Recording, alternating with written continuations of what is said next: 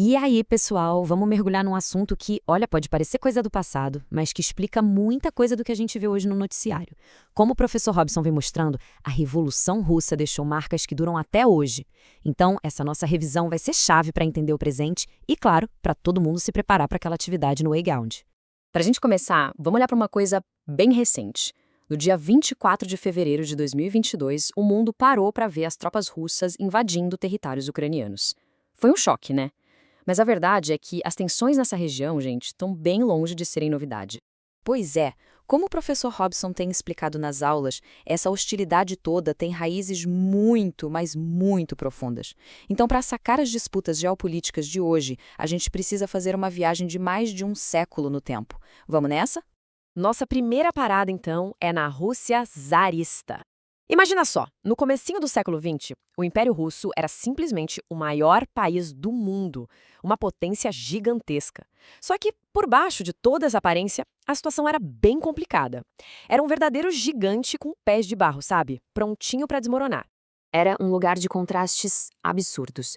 De um lado, uma nobreza que vivia no maior luxo que se pode imaginar. Do outro, a imensa maioria do povo na miséria, além de soldados completamente exaustos por causa da Primeira Guerra Mundial. Essa desigualdade gigante e o cansaço da guerra criaram, assim, a tempestade perfeita para uma mudança radical. E essa tempestade chegou com tudo em 1917. Foi nesse ano que toda aquela tensão acumulada finalmente explodiu. E não foi uma revolução qualquer, não. Ela não só derrubou o czar, como virou o mundo de cabeça para baixo, terminando com a tomada de poder pelos bolcheviques. No centro de tudo isso estava uma briga de ideias que ia definir o século XX inteiro: capitalismo contra socialismo.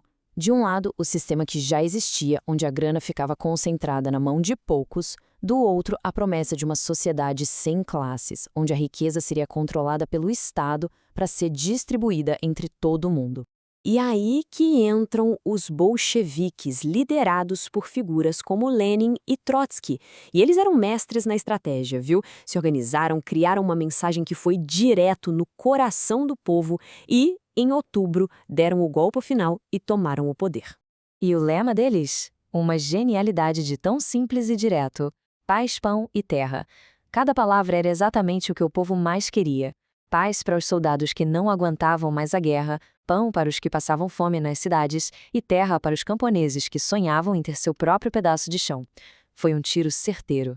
E o Lenin não ficou só na promessa, não. Assim que chegou ao poder, já foi agindo. Tirou a Rússia da guerra, concentrou o poder num partido único, entregou o controle das fábricas para os trabalhadores e, algo super avançado para a época, garantiu direitos iguais para as mulheres. Foram mudanças profundas para virar a página de vez. Mas é claro que uma mudança tão radical assim não seria aceita por todo mundo. Tomar o poder foi só o primeiro passo. Para conseguir se manter lá, os bolcheviques tiveram que lutar. E essa luta mergulhou o país numa guerra civil brutal, sangrenta mesmo. O país se partiu no meio. De um lado, o Exército Vermelho, lutando para construir o novo Estado socialista. Do outro, o Exército Branco, que era uma mistura de gente que queria a volta do sistema antigo e que ainda por cima recebia apoio de outros países, como o Reino Unido e Estados Unidos. No fim das contas, o Exército Vermelho venceu, mas a que custo? A guerra deixou a nação em ruínas, literalmente. A economia estava arrasada e a população, aquela mesma que sonhava com pão e paz, agora estava ainda mais faminta, pobre e completamente esgotada.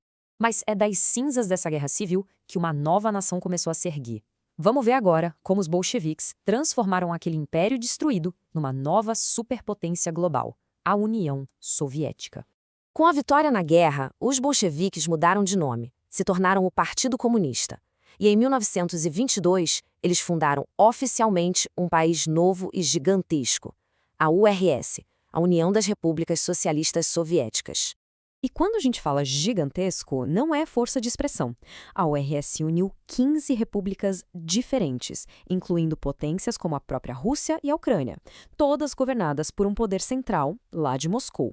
Só que, depois da morte de Lenin, o poder acabou nas mãos de Joseph Stalin, e com ele, a revolução tomou um rumo bem sombrio. O governo dele, o stalinismo, se tornou sinônimo de uma paranoia extrema e de uma perseguição que não tinha fim. O regime de Stalin foi totalitário. Ele era movido por uma paranoia de que todo mundo conspirava contra ele.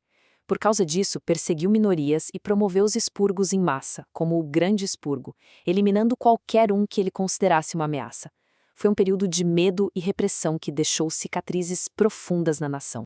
E toda essa história nos deixa com uma pergunta bem complexa, né?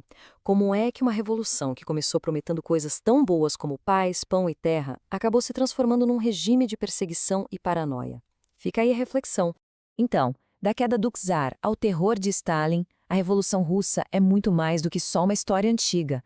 Ela é a chave para a gente entender as tensões que a gente vê hoje, como no conflito da Ucrânia. Agora, com toda essa base, todo mundo está mais do que pronto para a atividade do professor Robson no Waybound. É importante lembrar, a história não é algo que ficou para trás, ela continua acontecendo.